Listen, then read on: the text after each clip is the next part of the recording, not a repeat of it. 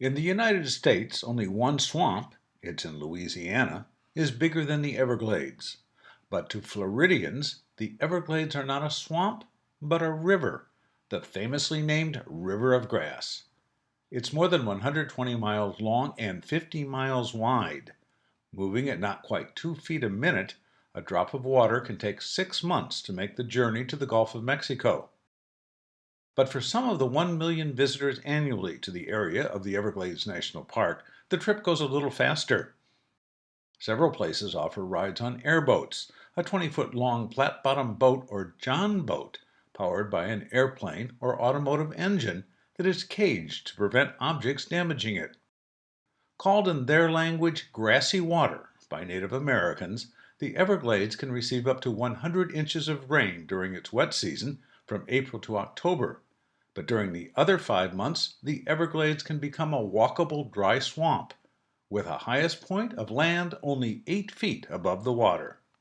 Oddly, one of nature's conservators during the dry season is the alligator.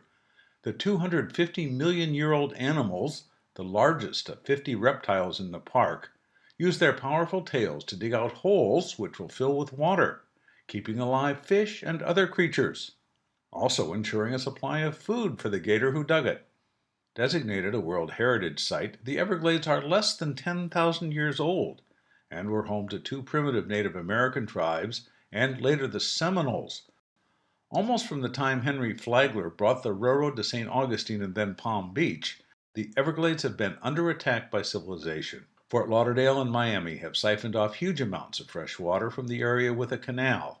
A dam was built at the south end of Lake Okeechobee after a hurricane killed thousands, and politicians for 150 years have seen it as a convenient target for the real estate boom, with one legislator suggesting in 1837 that the irreplaceable area be drained. Others proposed 50 years ago a huge jetport outside of Miami. Man has also put the area at risk by building the Tamiami Trail, which restricts the free flow of water. The Everglades now have more invasive plant species, like the Brazilian pepper and the Old World climbing plant, than native species. More recently, blue tilapia, Burmese pythons, and even released house cats have damaged the native habitat. Some fresh water is being replaced by salt water.